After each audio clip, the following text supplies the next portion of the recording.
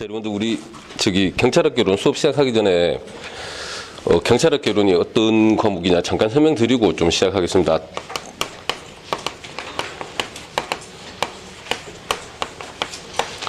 자, 여러분들 이제 과목 명칭이 경찰학개론입니다. 개론. 그래서 이제 보통 개론 같은 경우에는 어떤 학문이 있으면 이제 그냥 좀 전반적인 내용 있잖아요. 전반적이고 일반적인 내용을 좀 이론적으로 다루는 게 개론이라는 과목인데, 이 경찰학개론은 말이 개론이지 법 과목이라고 보시면 돼요. 그래서 법 규정 있잖아요. 법 공부하는 게 거의 90% 정도 차지할 거고, 그다음에 이제 이론 부분은 한 10%에서 뭐 넉넉 잡고 20% 정도밖에 안 됩니다. 아시겠죠?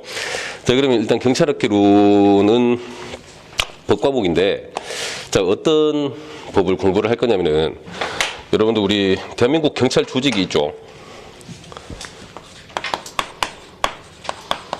자, 경찰 조직이 있으면은 경찰 조직이 하는 일 굉장히 많습니다. 아시겠죠? 여러 가지 다양한 업무들을 처리할 텐데, 자, 일단 크게 범죄가 발생했을 때요. 자, 범죄를 진압을 하고, 그다음 범죄 수사를 할 겁니다. 그다음 범죄 진압 수사, 그다음 수사 결과를 토대로 범인을 체포하는 임무를 수행을 할 텐데, 쪽 범죄 진압 수사, 범인 체포 같은 경우에는 일단 범죄 발생 이후 영역이라고 생각을 하시면 돼요. 아시겠죠? 그 다음에 이쪽 부분은 여러분들이 공부할 형법이나 또 형사소송법 시간에 공부를 하시게 될 겁니다. 자, 그러면은 범죄 진압이나 수사, 범인 체포처럼 경찰 업무 중에 범죄 이후 영역입니다. 아시겠죠? 범죄가 발생하고 나서 처리하는 여러 가지 영역들은 형법, 형소법에서 공부를 할 거고, 자, 그 다음에 이쪽 형법, 형소법은 제가 하는 거 아니에요. 아시겠죠? 그래서 형법, 형소법 선생님이 따로 진행을 하실 겁니다. 자, 그 다음 이쪽 경찰학개론 같은 경우에는 대한민국 경찰이 범죄가 발생했을 때 범죄 진압, 수사, 범인 체포만 하느냐? 그렇지는 않다라는 겁니다. 자, 일단 범죄가 발생하기 전에 범죄 예방도 하죠. 그 다음 우리 사회 전체의 질서도 유지를 할 텐데, 이 범죄 예방하고 질서 유지 관련된 업무는 이쪽 경찰학개론에서 수업을 진행을 하게 돼요. 그럼 이건 무슨 말이냐면은, 대한민국 경찰이 하는 일이 여러 가지가 있을 거 아닙니까? 여러 가지 중에 딱 쪼개입니다. 쪼개가지고 범죄 이후 영역은 어디서 공부할 거다? 형법, 형소법 시간에 공부를 할 거고, 그 다음 범죄 이전 영역 있잖아요. 범죄 발생 이전에 범죄를 예방하고, 그 다음 우리 사회 질서 유지를 위한 여러 가지 업무들은 경찰학에서 공부를 하게 될 겁니다. 자, 그러면은 이쪽 경찰학개론에서 공부하는 경찰학은 우리가 통상 행정경찰 작용이다라고 이야기를 합니다. 행정경찰이라고 부르고요. 그 다음 범죄 진압, 수사, 범인 체포, 이쪽 노란색 영역은 이론적으로 구분했을 때 사법경찰 작용이다 라고 이렇게 이야기를 하는데요. 여러분들이 나중에 형사소송법 공부를 하다 보면 이 사법경찰 관리는 땡땡땡땡, 사법경찰 관리는 땡땡땡땡이라고 해서 이 사법경찰이라는 표현을 되게 많이 쓸 거예요. 아시겠죠? 자, 그러면은 사법경찰 작용이라는 표현은 요거 생각하시면 돼요. 범죄 이후 영역입니다. 아시겠죠? 범죄 진압, 수사, 체포 관련된 영역이고, 그 다음에 이제 경찰학개론 공부할 때는 이제 행정경찰이라고 나오진 않고 그냥 경찰은 땡땡땡땡, 경찰은 땡땡땡땡 이렇게 나올 텐데, 자, 우리 경찰학개론 시간에 경찰이라는 표현을 쓰면은 사법경찰을 의미합니까? 행정경찰을 의미합니까? 행정경찰을 의미를 하는 겁니다. 그럼 여기 경찰학개론도 원래 정식 명칭이 뭐냐면은 행정경찰학개론인데요. 행정경찰학개론이라고 하니까 명칭이 너무 길잖아요. 길어가지고 앞에 두 글자 빼고 그냥 경찰학개론이라고 부릅니다. 자, 그러면은 이 부분을 머릿속에 좀 잘 넣어두셔야 되는데, 이걸 머릿속에 넣어놔야 되는 이유가 뭐냐면은, 지금부터 이제 우리 경찰학개론 교재 쭉 내용 보다 보면은 경찰이라는 표현이 굉장히 많이 나올 겁니다. 경찰은 어떠하다, 또 경찰은 뭐뭐 한다, 이렇게 나올 텐데, 경찰학개론 책에서 말하는 경찰은 기본적으로 제가 특별히 설명하지 않더라도 사법경찰을 말합니까? 행정경찰을 의미합니까? 행정경찰을 의미하는 거예요. 그래서 이제 행정경찰은 땡땡땡땡 한다라는 표현인데, 거기서 행정이라는 표현을 빼고 교재가 이제 만들어져 있으니까 그걸 좀 감안을 하셔야 될 거고, 그 다음 사법경찰이라는 영역에 대해서 설명을 할 때는 제가 반드시 사법경찰은 어떠하다라고 구분을 해서 설명을 해드릴 테니까, 제 양반이 제가 아무런 설명 없이 경찰이 어떠하다라고 하면은 행정경찰을 의미하는구나, 이렇게 정리를 해두시면 돼요. 그래서 이제 이 부분을 먼저 설명드리는 이유가 뭐냐면은, 경찰학개론을 공부를 할 때 이제 여러분들 전부 다 경찰이라는 개념은 머릿속에 들어가 있긴 합니다. 근데 여러분들 머릿속에 들어가 있는 경찰 개념은 90%는 이거예요. 아시겠죠? 전부 다 이게 머릿속에 들어가 있는 상황에서 제가 수업을 할 때는 노란색 수업을 합니까? 흰색 수업을 합니까? 흰색을 수업하다 보니까 내가 알고 있는 경찰 개념하고 수업이 진행되는 경찰 개념이 너무 달라서 계속 충돌이 일어나는 거죠. 아, 내가 아는 경찰은 이게 아닌데 저 새끼는 왜 자꾸 저런 말 하지? 해가지고 계속 머릿속에 충돌이 일어나고요. 그 다음에 충돌이 일어나면은 이해가 안 된다는 소리니까 또 공부하기가 싫어지고 힘들어집니다. 아시겠죠? 자, 그래서 이제 흰색 영역을 공부한다. 요렇게 정리를 좀 해주시고요. 그 다음에 이제 이 경찰학개론 같은 경우에는, 형법, 형소법처럼 똑같은 법 과목이긴 한데, 형법, 형소법과의 차이점 하나, 큰 게 뭐가 있냐면은, 이거, 개정이 너무너무 잘 돼요. 개정이 잘 된다. 자, 왜 그러냐면은, 일단 형법, 형소법은 단일 법전입니다. 형법이라는 하나의 법률 체계가 있고, 그 다음 형소법이라는 하나의 법률 체계가 있는데, 경찰학개론은 경찰학개론 안에, 교재 안에 들어가 있는 법 있잖아요. 법이 한 100가지가 넘는단 말이에요. 여러 개의 법을 공부를 하다 보니까 그 중에서 뭔가 하나가 개정되고 하다 보니까 자, 수업을 진행할 때도 법이 개정되는 경우가 많습니다. 우리가 수업 진행하고 있는데 수업 끝났는데 내용이 바뀌어버리는 경우도 있단 말이에요. 이게 경찰학이고, 이 소리 왜 이래요?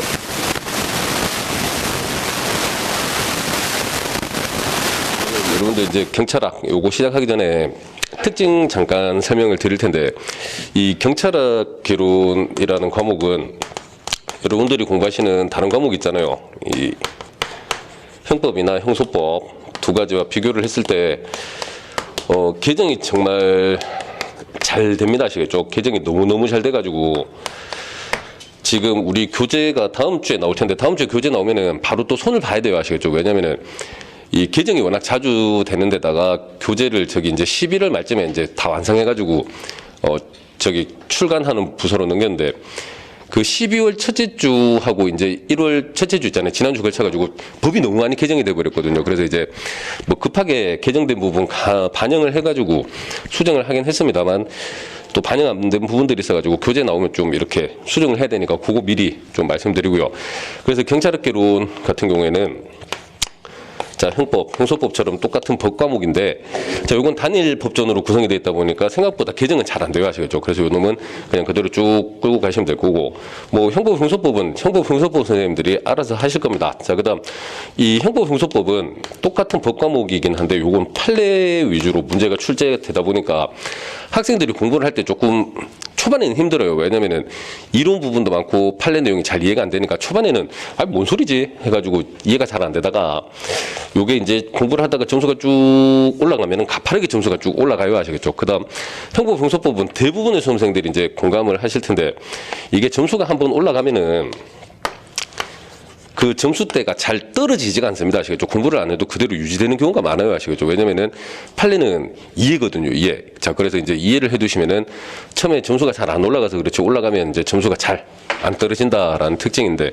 경찰학개론은 판례보다는 법 규정 있잖아요. 규정 그 자체를 따로 이제 공부를 하시다 보니까 처음에 공부를 하면 점수는 이렇게 잘 올라갑니다. 하는 만큼 암기를 하는 만큼 점수는 곧자로 올라가요. 아시겠죠? 근데 공부를 안 해버리면 점수가 그냥 그대로 뚝 떨어져 버리는 게 경찰학이거든요. 그러면 이 경찰학은 왜 그러냐면은 이 법 규정 자체는 어떤 이해가 필요한 부분이 아니에요. 아시겠죠? 그냥 규정 보고 이런 내용이구나 이제 이해를 하셨으면은 그 이해 자체로 문제가 풀리는 게 아니라 그 규정 안에 들어가 있는 여러 출제 포인트들 있죠. 숫자나 절차, 이런 부분들을 싹 다 암기를 하셔야 되다 보니까 암기를 하면 하는 만큼 점수가 바로 나옵니다. 아시겠죠? 대신 공부를 딱 멈춰버리면 그대로 점수가 뚝 떨어져 버리는 게 이제 경찰학이니까 공부하는 방식이 조금 달라야 돼요. 아시겠죠? 그래서 이제 학생들 질문을 많이 하거든요. 쌤요, 제 경찰학 죽으라고 공부하는데 점수가 안 오릅니다. 이러는데 보통 원인을 분석을 해보면은 다 이거예요.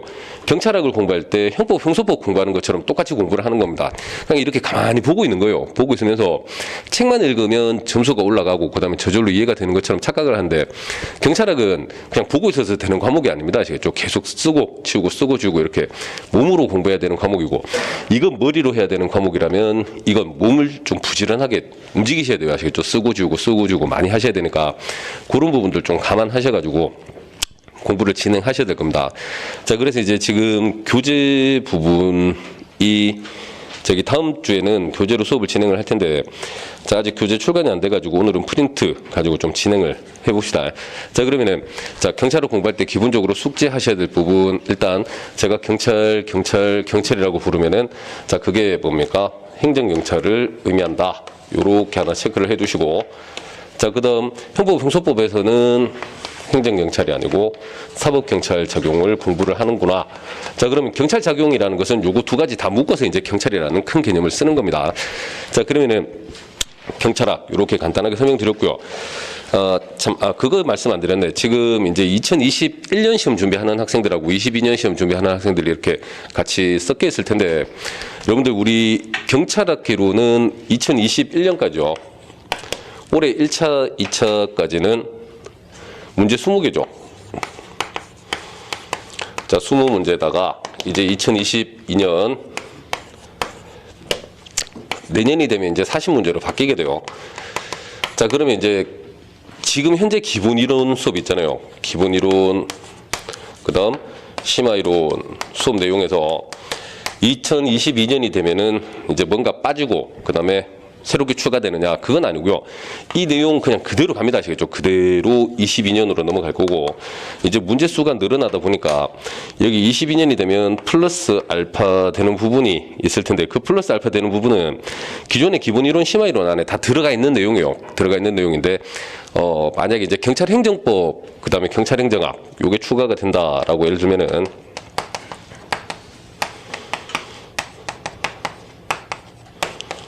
자, 경찰행정법, 경찰행정학 이렇게 두 파트가 이제 추가가 될 텐데요.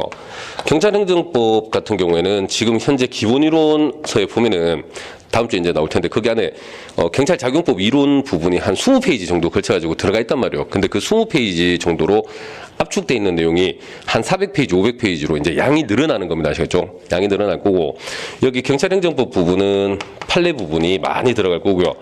자, 그 다음 경찰행정학 부분도 지금 현재 기본 이론산의 내용은 다 들어가 있어요. 들어가 있는데 그것도 마찬가지입니다. 이제 행정학 책이 한 500페이지, 600페이지 정도 되는 걸 한 50페이지 정도로 압축을 해놓은 부분이거든요. 그러면은 이 부분도 나중에 자, 이제 양이 빵 늘어나겠죠. 근데 이쪽 부분은 주로 이론 부분들로 구성이 되어 있어요. 그래서 이제 22년 시험 준비하는 학생들은 일단 지금 현재 진행하는 기본이론, 심화이론 그냥 그대로 따라오시면 됩니다. 아시겠죠? 따라오시고 거기다가 이제 3월달 정도 되면 추가되는 부분에 대해서는 별도로 또 따로 수업이 이제 기본 수업하고 분리해서 진행이 될 것 같은데, 그건 뭐 이제 학원 시간표 봐야 되는 부분이고, 여기 있던 내용 그냥 그대로 갑니다. 아시겠죠? 그러니까 이거 할 때 선생님 저는 22년 시험 준비하니까 요건 안 해도 되는 거 아닙니까? 그런 거 없어요. 무조건 다 해두시고 거기에 플러스 알파를 하는 거지, 있는 걸 빼내고 그런 거 아닙니다. 아시겠죠? 그러니까 올해 시험 준비하든 내년 시험 준비하시든 자, 수업 스케줄대로 그냥 쭉 진행을 하시면 됩니다. 자, 그러면 이제 수업 시작합시다. 자, 교재 12페이지입니다. 12. 거기 제1장 보시면은 이제 경찰의 의의라고 있을 텐데, 제1절 경찰의 개념과 특징이라고 해서, 자, 1번 대륙법계 국가의 경찰이라고 있죠. 자, 그러면은 여러분들 이제 우리 경찰이라는 개념에 대해서 한번 정리를 해볼 텐데, 자, 우리가 행정경찰학이든 사법경찰학이든 자, 경찰이라는 표현을 많이 쓰고 있잖아요. 그럼 이 경찰이라는 개념이 도대체 뭐냐 한번 정리를 해볼 텐데요. 자, 경찰이라는 개념을 법계통 기준으로 한번 구분을 해보겠습니다. 자, 법계통 기준으로 구분을 한다라는 게 무슨 말이냐면은, 자, 경찰 개념을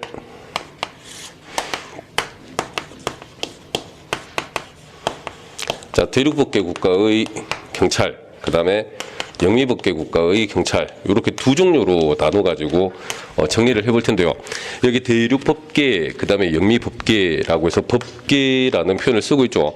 자, 그럼 이 법계라는 게 뭐냐면은 지구를 한번 넓게 펼쳐보겠습니다. 아시겠죠? 지구를 펼쳐보면은 땅덩어리가 이렇게 유라시아 대륙 큰 게 하나가 있고요. 그 다음에 이쪽에는 뭐 일본하고 우리나라도 붙어 있고, 바다 건너가면은 자, 북아메리카, 남아메리카, 여기 뭐 호주도 있겠죠. 오스트레일리아도 있고, 그다음 이쪽 바다 건너편에는 영국 이렇게 쭉 들어가 있을 텐데, 자, 지구를 그냥 넓게 펼친 겁니다. 아시겠죠? 펼치면은 땅덩어리가 이렇게 나올 거고요.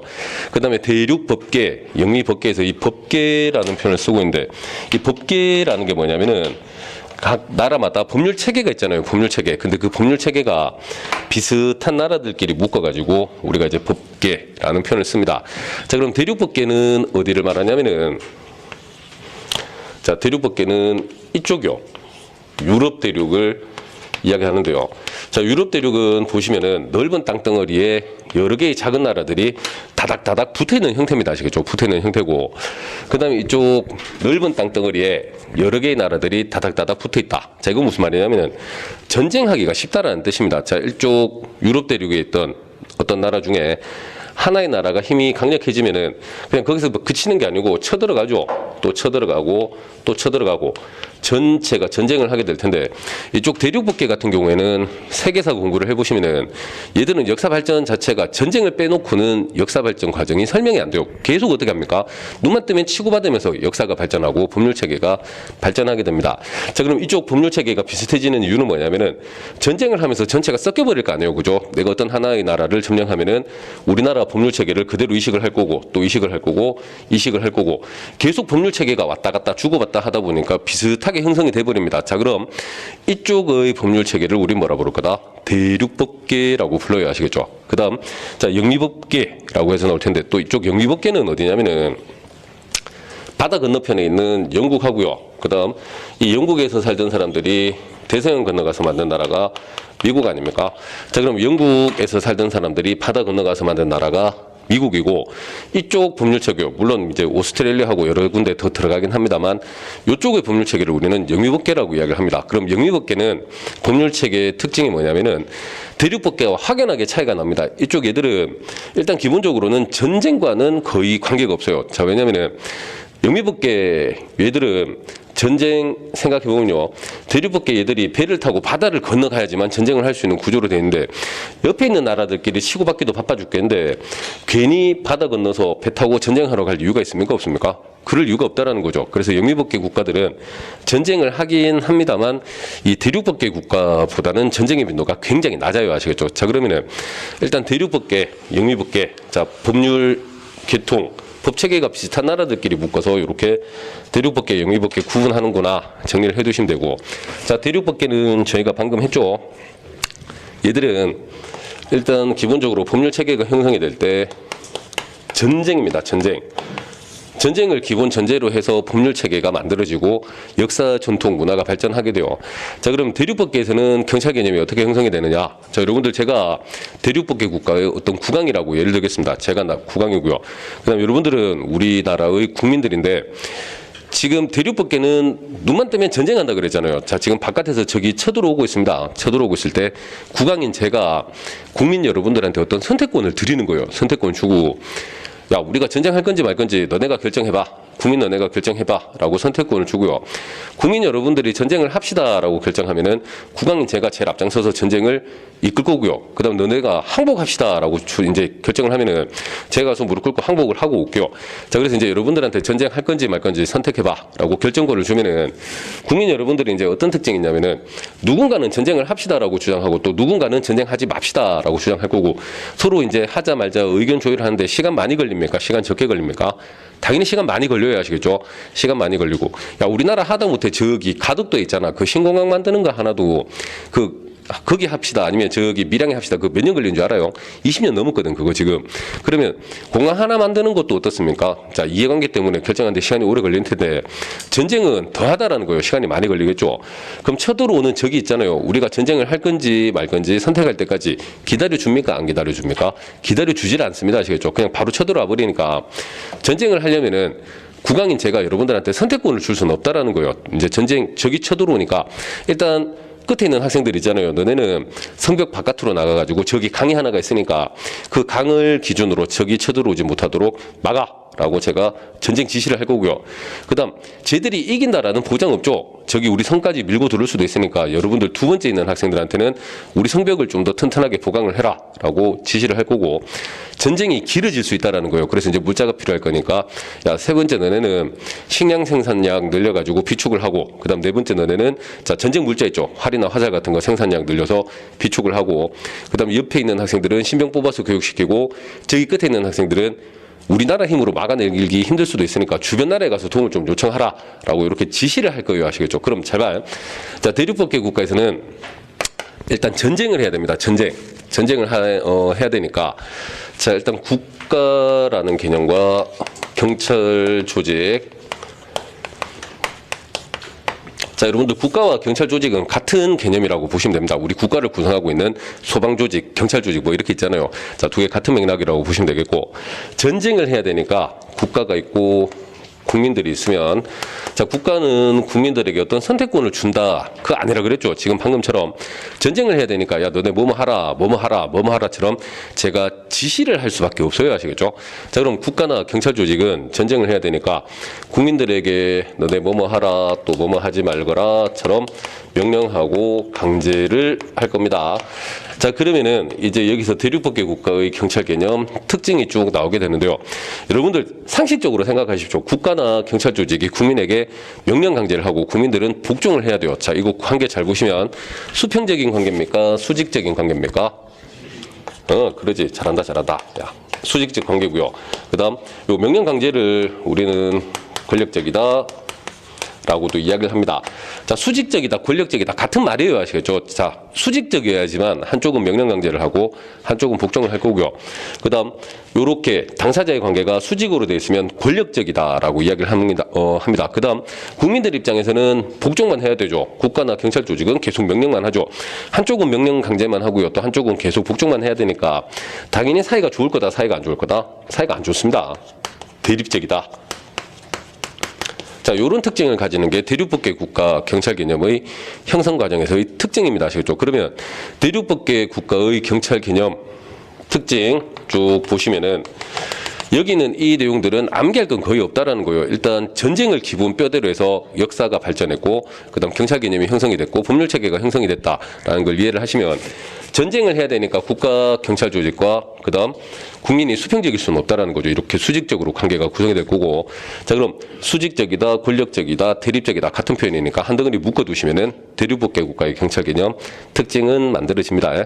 자, 그럼 영미법계 같은 경우에는 자, 아까 잠깐 설명드렸습니다. 얘들은 전쟁을 하긴 합니다만 영미법계는 대륙법계보다는 전쟁의 빈도가 굉장히 낮아요. 아시겠죠? 그래서 이제 미국 같은 경우에는 그 미국 본토 있잖아요. 본토에서 전쟁을 한 게 옛날에 뭐 인디언들하고 싸웠던 거하고 그다음에 독립전쟁 있잖아. 그거 빼고는 그 2차 세계대전 때도 하와이만 공격을 받았지 본토 공격을 받아본 적이 없는 나라예요. 아시겠죠? 그래서 이제 전쟁 비중이 상대적으로 대륙법계보다는 떨어진다라는 겁니다. 자, 그럼 영미법계 국가 같은 경우에는 우리가 영미법계라고 한번 예를 들어봅시다. 이 영미법계는 초창기에는 아예 나라라는 개념도 없어요. 아시겠죠? 그냥 땅덩어리에 사람들만 모여서 살고 있는 형태입니다. 아시겠죠? 굉장히 원시적인 형태인데, 그럼 우리가 영미법계에서 살아가고 있는 사람들이다라고 예를 들어보면은 우리 바다 건너편에는 대륙법계가 있잖아요. 근데 그 대륙법계 애들이 우리나라로 쳐들어옵니까? 안 쳐들어옵니까? 안 쳐들어온다 그랬죠? 지들끼리 전쟁하기 바빠요. 그래서 우리나라는 이제 우리는 아침에 눈 떠보면은 바다 건너편에서 쳐들어오는 적을 걱정할 필요는 없다라는 겁니다. 그냥 그날 있죠. 우리가 먹고 사는 것만 걱정을 할 건데, 아침에 자고 일어났으면 그날 먹을 거 이제 채취하러 산으로 돌아다니겠죠. 그 다음에 내가 키우는 양떼들을 몰고 풀 있는 곳을 찾아갔다가, 그 다음에 양들이 풀을 뜯게 한 다음에 저녁이 되면은 다시 내 집으로 돌아와가지고 양을 울타리에다 놓아놓고 또 잠을 자는 겁니다. 또 아침에 일어나면 그 짓을 계속 반복을 하는 거예요. 아시겠죠? 쳐들어오는 적이 없으니까 내가 먹고 사는 문제만 걱정을 하는 겁니다. 자, 그런데 어느 날 내가 자고 일어나 보니까 내가 키우던 양들 있잖아요. 양을 어떤 도둑놈의 새끼가 싹 다 훔쳐가 버린 겁니다. 그러면은 대륙법계 같은 경우에는 전쟁을 해야 되니까 양이나 물자 이런 것들을 국가가 관리를 해야 하시겠죠. 전쟁 물자가 필요하잖아요. 근데 영미법계는 아예 나라라는 개념이 없다 그랬죠. 나라라는 개념이 없고, 내가 먹고 사는 문제만 걱정을 할 건데 누가 내 양을 훔쳐가더라도 그걸 해결해주는 국가가 없어요. 아시겠죠? 그러면은 자, 국가가 없으니까 내 재산을 누가 지켜야 됩니까? 내가 직접 지킬 수밖에 없는 겁니다. 그러면은 얘들은 이제 낮에 농사 짓고 저녁에 집에 돌아오면은 이제 밥 먹고 자는 게 아니라 밤에 누가 내 양들을 훔쳐갈 수 있으니까 양들을 가둬놓은 울타리를 우리 가족들이 번갈아가면서 계속 지켜야 돼요. 아시겠죠?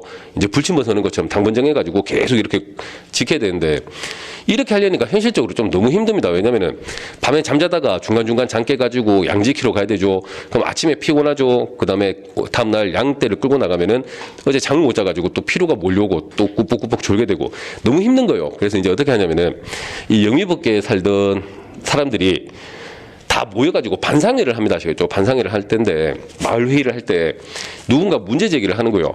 야, 누가 이거 우리 양을 좀 대신 지켜주면 좋겠다. 내가 내 양을 직접 지키려니까 너무 힘들다라고 문제 제기를 한 거고요. 그 사람들이 들어보니까 그런 것 같아. 야, 이거 우리가 직접 지키는 것보다 누구 당번 하나 정해가지고 양을 지키게 하면 훨씬 수월할 것 같은데 합의가 된 거죠. 그러면은 그 당번을 뽑아서 양을 지키도록 하자라고 합의를 하는데 또 누가 문제 제기를 합니다. 야, 그러면 우리를 대신해서 그 양을 지켜주는 당번은 우리가 잠자는 동안 밤에 계속 깨 있으면서 우리 양들을 다 지켜야 될 텐데, 그럼 걔는 밤에 잠을 못 자니까 낮에 잠을 자야 될 거고, 또 낮에 잠을 잔다라는 것은 어떻습니까? 자기 양을 돌볼 시간이 없잖아요. 그 당번도 양이 있을 거 아니에요. 그럼 걔는 자기 양을 돌볼 수 없는데 걔는 뭐 먹고 살아야 돼? 라고 이야기를 하고요. 그 부분에 대해서 야, 그러면 우리가 농사진 거 걔한테 조금 나눠주면 되잖아. 그놈이 우리 양을 대신 지켜주는 대신 우리가 농사진 걸 걔한테 나눠주면 되잖아 해가지고 경찰 제도를 스스로 만들어내는 게 이 영미법계입니다. 아시겠죠? 그래서 이제 그렇게 만들어낸 사람한테 이름을 뭐라 붙이냐면은 이 샤이어리프라고 붙이는데 그게 바뀌어가지고 지금 현재 셰리프 있잖아요. 관관이라는 개념으로 바뀐 거예요. 자, 그러면은 영미법계는 잘 보시면은 자, 이 국가나 경찰 조직을 국민들이 스스로 만들어냅니다. 아시겠죠? 만들어내는데, 자, 여기 국가나 경찰 조직이 있고 국민들이 있으면은, 국가나 경찰 조직은 전쟁을 하기 위해서 국민들에게 명령 강제하는 게 아니라 국민들이 편하게 잠을 잘 수 있도록 밤에 뭡니까? 양 있잖아요. 양 또는 재산, 요걸 대신 지켜주는 역할을 하는 거예요. 그래서 이제 서비스를 제공을 하고, 자, 그다음 그 대가로 국민들은 자기들이 농사지은 걸 나눠준다 그랬죠. 그게 지금 현재 개념의 세금이라고 생각을 하시면 돼요. 아시겠죠? 자, 그럼 국가나 국민들은 이제 국가나 경찰 조직은 전쟁을 하기 위해서 국민들에게 명령 강제하는 게 아닙니다. 아시겠죠? 국민들이 밤에 편하게 잠을 잘 수 있도록 뭐 해줍니까? 재산을 대신 지켜주는 역할을 하는 거고, 국가나 경찰 조직은 원래 국민들이 해야 될 일이잖아요. 내 재산 내가 지켜야 되는데 그걸 국가가 대신해주고 있으니까 거기에 대한 대가로 세금을 내는 거예요. 그럼 이거 잘 보시면은, 자, 봐봐요. 당연히 수직적입니까? 수평적입니까? 수평적이죠. 자, 그 다음 수평적일 때는 우리는 비권력적이다 라고 이야기를 합니다. 자, 그 다음 일단 국민들 입장에서는 내가 편하게 잠을 잘 수 있게 국가가 나를 대신해서 재산을 지켜주죠. 그 다음 국가나 경찰 조직 구성원들은 내가 먹고 살 수 있도록 국민들이 자기가 농사지은 걸 나눠주죠. 서로 주고받는 관계니까 당연히 대립합니까? 친화적입니까? 친화적일 수밖에 없더라. 그 다음 여기서 비례적이다라는 표현 하나가 더 붙는데요. 자, 비례적이다라는 건 무슨 뜻이냐면은, 자, 제공받는 서비스에 비례해서 내는 세금도 많아진다라는 뜻입니다. 밤에 내가 잠자는 동안 곡식만 대신 지켜주면 세금은 10,000원만 내면 되고, 우리 집에 불이 났을 때 불까지 대신 꺼주면은 세금 20,000원 내시면 되고, 쳐들어오는 적으로부터 우리 국가를 지켜주면 세금 30,000원처럼 제공받는 서비스와 그다음 내가 내야 될 세금은 비례해요. 아시겠죠? 더 많은 서비스를 제공받기 위해서는 더 많은 세금을 부담할 수밖에 없더라라는 겁니다. 자, 그러면 이제 대륙법계 국가의 경찰 개념과 영미법계 국가의 경찰 개념 형성 과정에 대해서 잠깐 설명을 드렸는데요. 일단 이거 지금 오늘 첫날 수업은 근데 그나마 이제 암기할 건 잘 없어요. 그냥 설명 듣고 옛날 이야기 그냥 듣는다 생각하시고 그냥 이해를 하시면 되게 쉽습니다. 아시겠죠? 그다음 대륙법계는 여러분들 머릿속에 그게 들어가 있으면 돼요. 자, 머릿속으로 생각을 해보면은 유라시아 대륙 있죠. 유럽 대륙. 넓은 땅덩어리에 지금 유럽 대륙에 있는 나라들은 지금도 나라가 다 작아요. 아시겠죠? 그다음에 이거 경찰 개념 만들어질 때는 전부 다 도시국가 개념이었습니다. 그건 무슨 말이냐면 부산 진구만한 나라 하나가 있고요. 그다음 그 옆에 저 중구만한 나라 하나 있을 거고, 또 그 옆에 영도 구만한 나라 하나가 있고, 그러니까 무슨 왕족도 많고 왕도 많고 막 그랬잖아. 그래서 걔들은 조그만 나라들이 넓은 땅덩어리에 빡 붙어 있다 보니까 서로 바로 옆에 쳐들어갈 때가 천지 삐까리로 널려 있단 말이에요. 그래서 이제 전쟁하기 쉬운 구조로 돼 있었고, 얘들은 경찰 개념 발전 과정 또는 법률 체계 형성 과정 자체가 전쟁을 위한 경찰 개념 또는 법률 체계입니다. 아시겠죠? 전쟁을 해야 되면 서비스 제공하는 거 아니라 그랬죠? 전쟁해야 되니까 야, 너 뭐뭐 하고처럼 명령 강제하는 형태로 발전을 하게 되는 겁니다. 자, 그러면은 이제 대륙법계 국가의 경찰 개념, 영미법계 국가의 경찰 개념 이렇게 형성 과정 특징을 살펴봤고요. 이제 조금 세부적인 내용들 정리를 해볼 텐데, 우리 대륙법계 국가의 경찰 개념은 자, 전통적 의미의 경찰 개념이다라고 이야기를 하고, 그다음 영미법계 국가의 경찰 개념은 현대적 의미의 경찰 개념이다. 이렇게 설명을 합니다. 자, 그럼 전통적이다, 현대적이다라는 건 각각 무슨 뜻이냐면은 여러분들 우리가 지금 있잖아요. 지금 어떤 개념이 전통적이다라고 하면은 되게 오래된 거 아닙니까? 오래된 거라 가지고 머릿속으로 생각할 때 아유 막 구질구질하고 오래됐고 구식이고 냄새나고 이런 거 생각하기가 쉬운데 건축물 같은 경우에는 그래요. 이제 전통 양식의 건물은 만들어진 지 오래되고 그동안 계속 이어져 오다 보니까 당연히 오래되고 낡았고 구식일 수밖에 없다라는 겁니다. 근데 이건 건축물입니까? 어떤 학문적 개념입니까? 학문적 개념이거든요. 그러면 대륙법계 국가의 경찰 개념은 전통적이다. 역사가 굉장히 길어야 아시겠죠? 한 3,000년 정도의 역사를 가지고 있고 그 경찰 개념이 3,000년 동안 3,000년 전에 만들어진 경찰 개념이 딱 그대로 계속 3,000년 오는 겁니까? 그거 아니에요. 중간중간에 굉장히 많은 변화를 겪게 됩니다. 아시겠죠? 그래서 이 대륙법계 국가의 경찰 개념은 전통적이다. 역사가 길고요. 그 다음에 그 긴 시간 동안 경찰 개념이 그대로 오는 게 아니라 3,000년 전에 만들어졌던 경찰 개념을 계속 수정을 하는 겁니다. 아시겠죠? 손보고 이러다 보니까 지금 현재 굉장히 세련된 형태요. 되게 발전돼 있고 다듬어져 있는 형태가 대륙법계 국가의 경찰 개념입니다. 그다음 반대로 영미법계 국가의 경찰 개념은 현대적이다라고 나오는데요. 대륙법계와 비교했을 때 영미법계 국가의 경찰 개념은 역사가 되게 짧습니다. 아시겠죠? 지금 기준으로 대략 한 500년, 길게 잡아봤자 1,000년도 안 돼요. 아시겠죠? 그러면은 얘들은 역사가 짧으니까 다듬을 시간이 충분했었습니까? 다듬을 시간이 부족했습니까? 다듬을 시간이 부족했겠죠. 대륙법계와 비교해보면은 상대적으로 덜 세련돼 있는 형태, 좀 거칠게 말하면 그냥 억수로 무식한 형태가 영미법계입니다. 아시겠죠? 자, 그러면은 대륙법계 국가는 역사가 길기 때문에 전통적이다라고 하는데요. 역사가 길다라는 것은 무슨 뜻이냐면은 아까 말씀드렸죠. 긴 시간 동안 다듬어 온단 말이에요. 다듬어 오다가 각 시대별로 어떤 큰 변화를 겪게 되겠죠. 그 시기 나눠가지고 경찰 개념을 한번 정리를 해볼 겁니다. 자, 그래서 이제 교과서 12페이지 있잖아요. 12페이지. 이제 한번 보시면 제1장 경찰의 의 부분에서 제1절 경찰의 개념과 특징 나올 텐데 자, 그 본문 부분은 그냥 한번 읽어보시면 됩니다. 특별한 건 없고요. 그 다음에 1번 대륙법계 국가의 경찰 보시면은 전통적 의미의 경찰이다라고 돼 있죠. 자, 전통적이다 무슨 뜻이라 그랬습니까? 역사가 길다라는 뜻이고 역사가 길기 때문에 억수로 무식한 형태입니까? 아니면 굉장히 세련되어 있는 형태입니까? 굉장히 세련되어 있는 형태입니다. 자, 그럼 1번의 개념. 자, 가로 1번 보시면은 대륙법계 국가의 경찰 개념은 일반 통치권 또는 경찰권을 전제로 경찰권의 발동 범위와 성질을 기준으로 형성되었다. 그래서 마지막에 보시면은 명령 강제 요소가 있는 국가 기능을 경찰 작용이라고 정의한다. 자, 그러면 대륙법계 국가의 경찰은 여기 잘 보시면 국가나 경찰 조직이 국민들에게 명령하고 강제를 하잖아요. 명령 강제를 하는데 그냥 아무 이유 없이 명령 강제를 하는 게 아니라 국가나 경찰 조직은 일반 통치권,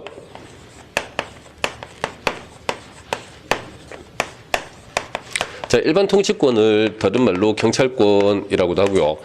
자, 국가나 경찰 조직은 일반 통치권을 가지고 있기 때문에 통치권이 있기 때문에 국민을 대상으로 명령 강제를 할 수 있는 겁니다. 통치할 수 있는 권한은 자, 국민에게 있습니까? 국가에게 있습니까? 국가나 경찰 조직에게 있다. 그다음에 얘들은 뭘 가지고 있습니까? 통치권이라는 걸 가지고 있기 때문에 국민에게 명령 강제가 가능하다라고 생각을 했던 겁니다. 그다음에 이제 발동 범위와 성질 기준으로 경찰 개념이 형성되었다라고 나올 텐데요. 자, 이 놈은 일단 필기만 해두시고 제일 마지막에 제가 설명을 좀 해드릴게요. 자, 그래서 여기 발동 범위와 성질 기준으로 형성된 경찰 개념이 대륙법계입니다. 이건 필기만 해두십시오. 제일 마지막에 설명해 드릴게요. 자, 그 다음에 밑에 이제 2번 보시면은 경찰 개념의 변천 과정이라고 나오죠. 자, 그럼 여러분들 지금부터 하는 내용은 기본 틀을 잘 잡으셔야 돼요. 자, 지금부터 하는 내용은 대륙법계 국가의 경찰 개념에 대한 설명입니다. 아시겠죠? 자, 대륙법계는 아까 말씀드렸죠. 역사가 길다 그랬습니까? 짧다 그랬습니까? 역사가 길잖아요. 길기 때문에 이 시대를 구분을 합니다. 아시겠죠? 시대 구분해가지고 각 시대마다 경찰 개념이 조금씩 변화한단 말이에요. 그래서 이제 시대에 따른 경찰 개념의 변천 과정은 대륙법계는 시대 구분해가면서 이제 우리가 경찰 개념을 공부를 해볼 거고요.